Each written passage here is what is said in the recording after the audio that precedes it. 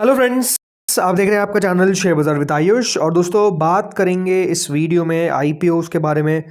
वैसे तो दोस्तों कह सकते हैं मार्केट की हालत अपने आप में काफ़ी ख़राब है, और जिस तरीके से आज अपने अपडेट्स देखिए regarding US Iran Israel right war जो ये शुरू होता हुआ देखने को मिल चुका है, तो कह सकते हैं मार्केट की अगर हालत ख़राब हुई तो आईपीओ की तो वैसे भी हालत अपने आप में अच्छी नहीं है। लेकिन इंटरेस्टिंग बात क्या है कि देखिए इस ख़राब माहौल में भी आईपीओस तो आपको देखने को मिल रहे हैं, नए आईपीओस भी अनाउंसमेंट हो रहे हैं। जी हाँ, सेडेमेक के बाद एक और नया आईपीओ आ गया, उसके बारे में इस वीडियो में चर्चा करेंगे, कुछ खबरों के बारे में चर्चा करेंगे। तो आप लोग दोस्तों देखिएगा वीडियो को पूरा ज़रूर। एंड दोस्तों लगातार याद रखिए, अब जो हमारा नया चैनल है भारत मार्केट डिटार, इस पर लगातार वीडियोस जो है वो अपलोड हो रहे हैं राइट। अगर अभी तक आपने चैनल को इस सब्सक्राइब नहीं किया तो ज़रूर सब्सक्राइब कर लीजिएगा। देखिए आपको पता ही है, अब मार्केट रिलेटेड ज़्यादातर खबरें अब इस चैनल पर आपको आती हुई देखने को मिलती है। और आज भी याद रखिएगा दोस्तों, जो नया वीडियो है यूएस ईरान को लेकर, वो भी दोस्तों हमने अपलोड कर दिया है राइट। तो आप लोग जाकर देखिए चैनल को, लिंक मैंने चैनल की डिस्क्रिप्शन में दे रखी है, या फिर याद रखिएगा जो आई बटन आपको ऊपर मिलेगा वहाँ पर भी याद रखिएगा चैनल की लिंक आ जाएगी। लगातार जैसे मैंने कहा वीडियो याद रखिएगा अपलोड हो रहे हैं, मार्केट रिलेटेड खबरें मेजरली अब दोस्तों हम इसी चैनल पर डाल रहे हैं। और ये चैनल हम सोच रहे हैं रहे ओनली फॉर आईपीओ एंड छोटी मोटी न्यूज़ राइट, लेकिन जो मार्केट रिलेटेड न्यूज़ रहेगी वो इस पर रहेगी, ताकि एक्सक्लूसिविटी आपको दोस्तों मिल सके। तो ये चैनल भी आप लोग बिल्कुल सब्सक्राइब कर लीजिएगा। तो दोस्तों नया आईपीओ स्टेडेमेक मेकाट्रॉनिक्स याद रखिएगा शुरू होता हुआ दिखेगा 4 मार्च से। जी हाँ, 4 मार्च से 6 मार्च के बीच में याद रखिएगा स्टेडेमेक मेकाट्रॉनिक्स आईपीओ की आपको ओपनिंग देखने को मिलेगी। 10 रुपये की दोस्तों इस आईपीओ की फेस वैल्यू है, 1352 रुपये का प्राइस बैंड है, 11 शेयर्स का लॉट साइज है। एक प्योर ओ एफ एस याद रखिएगा ये रहता हुआ दिखेगा। जब दोस्तों याद रखिएगा मंडे को मार्केट्स खुलेंगे तो उसी दिन इस आईपीओ की एंकर बुक भी आपको आती हुई दिखेगी। ये पता चलेगा कि कौन कौन से एंकर निवेशक है जो इस आईपीओ में पार्टिसिपेट करने वाले हैं, वो हमको पता चलेगा। कुल मिलाकर याद रखिए छोटा मोटा आईपीओ नहीं है, 1000 करोड़ से भी बड़ा आईपीओ है, 1087 करोड़ का। तो देखते हैं अब यहाँ पर किस तरीके का रिस्पॉन्स मिलता है। जिस मैंने कहा ओपन तो होने वाला ही है, देखते हैं यहाँ पर किस तरीके से दोस्तों पैसा हमको आता हुआ नजर आता है। But overall no doubt markets के सेंटीमेंट खराब होने के कारण ये बात ध्यान रखिए बहुत सारी अभी अच्छी कंपनीज भी आ रही है, बट प्रॉब्लम वही है कि दोस्तों उनको भी रिस्पांस जो है वो अच्छा मिलता हुआ देखने को मिलेगा नहीं। और उसके पीछे का रीज़न क्लियर है कि मार्केट्स दोस्तों अगर खराब होंगे तो याद रखिएगा चीज़ें आपको खराब होती हुई दिखेगी, जो एक्जैक्टली अभी होती हुई नजर आ रही है। देन आते हैं दोस्तों अगले आईपीओ पर, जिसका अनाउंसमेंट आज के दिन हुआ है। और उस आईपीओ का दोस्तों नाम क्या है? उस आईपीओ का नाम है दोस्तों राजपुताना स्टेनलेस स्टील। जी हाँ, राजपुताना स्टेनलेस ही इसका नाम, राजपुताना स्टेनलेस लिमिटेड। ये दोस्तों मेन बोर्ड आईपीओ है नया, और याद रखिएगा ये ओपन होने जा रहा है 9 तारीख से 11 मार्च के बीच में। जी हाँ, 9 to 11 ऑफ मार्च के बीच में ये ओपन होगा। अभी फर्दर डिटेल्स निकल कर आना बाकी है, बट 10 रुपये की फेस वैल्यू रहेगी। Fresh issue plus offer for sale रहेगा। लगभग 2 करोड़ 9 लाख शेयर्स याद रखें कंपनी आईपीओ लेकर आएगी, जिसमें 1 करोड़ 46 लाख शेयर्स का रहेगा फ्रेश इशू, तो बाकी का ऑफर फॉर सेल है। छोटा पोर्शन ओएफएस रहने वाला है। कंपनी की अगर मैं बात करता हूँ तो कंपनी किस प्रकार की है, पहले तो इस बात का ध्यान रखिएगा इस आईपीओ में रिटेल के लिए रिजर्वेशन 35% का रहेगा, तो 35% रिटेल के पास आपको हिस्सा जाता हुआ देखने को मिलेगा। सो राजपुताना स्टेनलेस दोस्तों वैसे तो नाम से पता चल जाता है कि कंपनी स्टेनलेस स्टील प्रोडक्ट्स, जो लॉन्ग और फ्लैट स्टेनलेस स्टील प्रोडक्ट्स होते हैं उसका दोस्तों कारोबार करती है। वो सारी जो प्रोडक्ट्स है कंपनी के द्वारा याद रखिएगा बनाए जाते हैं।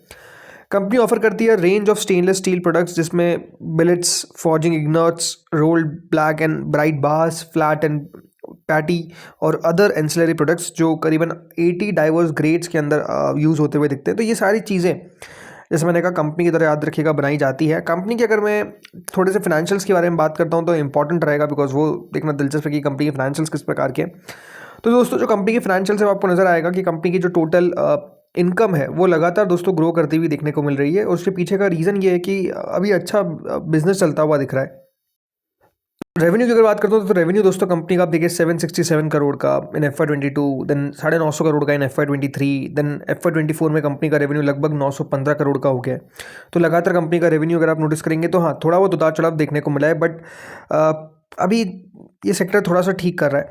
बाकी प्रॉफिटेबिलिटी की बात करते हो तो प्रॉफिट आपको देखने को मिलेगा। ये जो प्रॉफिट FY23 में शायद तक थोड़ा सा गलत दे रखा है, बिकॉज 24 करोड़ दोस्तों कंपनी का प्रॉफिट था इन FY23, और यहाँ पर 86 करोड़ दे रखा है। आई थिंक नंबर्स थोड़े से गलत यहाँ पर दिख रहे हैं, बट ठीक है अभी मतलब कंपनी ठीक ठाक काम करती हुई देखने को मिल रही है। मेजर बात ये है कि कंपनी आईपीओ लेकर आना चाहती है ताकि पहली बात तो फंडिंग कर सके, कैपेक्स, इनको एक मैन्युफैक्चरिंग फैसिलिटी सेटअप करनी है for stainless steel, seamless pipes, इन सब चीज़ों के लिए कंपनी को एक बेसिकली मैन्युफैक्चरिंग फैसिलिटी डालनी है। तो 18 करोड़ रुपए कंपनी वहाँ पे लगाएगी। अपने कुछ बोरिंग्स पे 98 करोड़ रुपीस कंपनी खर्च करेगी। ज़्यादा बड़ा आईपीओ नहीं रहेगा, इस बात का ध्यान रखिएगा। छोटा सा आपको छोटा तो नहीं, लेकिन हाँ ठीक ठाक साइज़ का आईपीओ रहेगा। मेजरली अगर देखा जाए तो ये 400-500 करोड़ के आसपास का आईपीओ का साइज़ का रहने का अनुमान बिल्कुल आप लगा के चल सकते हैं। चलिए अब बात करते हैं कुछ अपडेट्स के बारे में। तो अपडेट्स में दोस्तों एनएससी को लेकर जो है वो कंपनी के सीईओ की तरफ से बयान निकल कर आया है कि एनएससी की लिस्टिंग एनएससी पे तो नहीं होगी। ये बात ध्यान रखिएगा, आपको ने पहले ही बता रखा है कि कोई भी अगर एक्सचेंज हो तो वो दोस्तों अपने एक्सचेंज पे लिस्ट नहीं हो सकता है। और वही दोस्तों एनएससी के साथ भी होता हुआ दिखेगा। एनएससी बीएससी पे लिस्ट होगा, ये कंफर्म है। एक और एक्सचेंज पे लिस्ट हो सकता है क्या, जो एमएससीआई है उस पर क्या लिस्ट हो सकता है, जो मेट्रोपॉलिटन स्टॉक एक्सचेंज है क्या उस पर लिस्ट हो सकता है, ये अपने आप में देखने वाली बात रहेगी। बट एनएससी की लिस्टिंग एनएससी पे तो नहीं होगी, ये याद रखिएगा। जो कंपनी के सीईओ है आशीष चौहान, उनकी तरफ साफ साफ कह दिया गया है। उन्होंने कहा है कि वैसे तो NSC to seek IPO on BSE not self list, यानी बीएसई पे लिस्ट होगा। आईपीओ एक प्योर ओएफएस रहेगा, कोई भी हम फ्रेश कैपिटल रेज नहीं करेंगे, क्योंकि सेबी से याद रखिएगा इनको नो ऑब्जेक्शन जो क्लियरेंस है यानी सर्टिफिकेट है वो मिल चुका है, राइट। तो इसीलिए अब कंपनी बहुत जल्द, आप ध्यान रखिए इसकी, आपके सामने डीआरएचपी भी आ जाएगी। मतलब कंपनी बहुत तेज़ी से काम कर रही है, बैंकर्स को नियुक्त कर रही है, कंपनी ने अपने एडवाइजर्स को नियुक्त कर दिया है। तो अपने आप में लगातार कह सकते हैं तेज़ी से काम चल रहा है और बहुत जल्द आपको इनका आईपीओ आता हुआ दिखेगा। अब आते हैं अगली न्यूज़ पर। अगली न्यूज़ वैसे दोस्तों हमारे इंडियन मार्केट से रिलेटेड नहीं है, बट आपको ये न्यूज़ दिखाना चाहता हूँ मैं, क्योंकि आप देखिए स्पेसएक्स, जी हाँ, जो एलन मस्क की कंपनी है वो दोस्तों अपना आईपीओ लेकर आने वाली है। और उस कंपनी के वैल्यूएशन देखिए, 1.75 ट्रिलियन डॉलर्स के आसपास दोस्तों वैल्यूएशन जो है वो रखने वाले हैं। जी हाँ, 1.75 ट्रिलियन डॉलर्स के आसपास याद रखिएगा स्पेसएक्स की जो वैल्यूएशन है वो हमको रहती हुई देखने को मिल सकती है। और इतने बड़ा आईपीओ आप कह सकते हैं ये लेकर आएंगे, ये अपने आप में कहने वाली बात है। इतने बड़े आईपीओ याद रखिएगा अमेरिकन मार्केट्स में आते हैं, लेकिन हाँ ये अपने आप में one of the biggest IPO रहता हुआ देखने को मिलेगा यूएस के मार्केट्स के हिस्ट्री में भी। बट नो डाउट जो वैल्यूएशन कंपनी मार्क करने वाली है वो 1.75 ट्रिलियन डॉलर्स है। तो आप समझ सकते हैं बहुत सारी कंपनीज़ की दोस्तों इतनी मतलब बहुत सारी कंट्रीज़ की याद रखिएगा इतना और उनका जीडीपी नहीं रहता है जितना इस कंपनी का वैल्यूएशन है। वैसे जीडीपी और कंट्री के वैल्यूएशन, कंपनी के वैल्यूएशन को देखिए कंपेयर करना गलत होता है, लेकिन आपको बता रहा हूँ कि कितना बड़ा आईपीओ याद रखिए आपको आता हुआ दिखेगा। लेकिन नो डाउट अमेरिका में कंपनीज़ रहती है जो बड़ी बड़ी कंपनीज़ है, अभी आप देख सकते हो वो एंथ्रोपिक, वैसे तो उस पर अभी नेगेटिव न्यूज़ निकल कर आ गई। बट बात क्या है कि उस कंपनी को 6-7 साल हुए हैं खुले हुए, और उस कंपनी का जो ओवरऑल मार्केट कैप है हमारी सारी इंडियन आईटी कंपनीज को जो आप जोड़ लोगे तब भी उससे ज़्यादा है। तो आप समझिए कि अमेरिकन मार्केट्स इस तरीके से कंपनीज़ को वैल्यू करते हैं जब बहुत ज़्यादा अगर वो ग्रोथ कर रहे हैं या फिर ओवरऑल बिजनेस मॉडल अगर चमक जाता है तो इसी तरीके से वहाँ पे वैल्यूएशंस मिलते हैं। और नो डाउट बिजनेस तो जिस तरीके से एंथ्रोपिक कर रही है, जो नए नए याद रखिएगा मॉडल्स निकाल रही है, जो नए नए प्लगइन्स निकाल रही है, नो डाउट एक डिसरप्शन तो लेकर आई है। तो उसके कारण उनकी वैल्यूएशन आप देखिए सारे इंडियन आईटी कंपनीज़ को जोड़ लेंगे तो उससे भी ज़्यादा है। तो ये दिखाता है कि हमारी इंडियन आईटी कंपनीज़ जो 20-20, 30-30, 40-40 सालों से याद रखिए काम कर रही है, कोई 50 साल से काम कर रही है, उनकी वैल्यूएशन उतनी नहीं है जितनी उस कंपनी की हुई है और 6 साल हुए। तो यही देखिए बड़ी बात है। चलिए दोस्तों आते हैं जीएमपी पे। तो देखिए जीएमपी में अभी तक सेडामैक मैकेट्रॉनिक्स की जीएमपी 25 रुपये के आसपास चल रही है। बट कई जगह पे दोस्तों जो जीएमपी है वो, अब ये बात ध्यान रखिए, गिर गई है। मतलब जी हाँ 25 रुपये से भी नीचे जीएमपी जो है वो ट्रेड करती हुई दिख रही है। कई जगह पे 10 रुपये के आसपास ट्रेड कर रही है, कई जगह पे 5 रुपये भी आ गई थी। मतलब एक्शन जो है वो मेजरली नेगेटिव साइड पे है। कोई बड़ी बात नहीं है कि सिंगल डिजिट में भी आ जाए और सिंगल डिजिट के बाद जीरो भी हो जाए। कंपनी में दिक्कत नहीं है, मार्केट में दिक्कत है, उस बात को समझिए।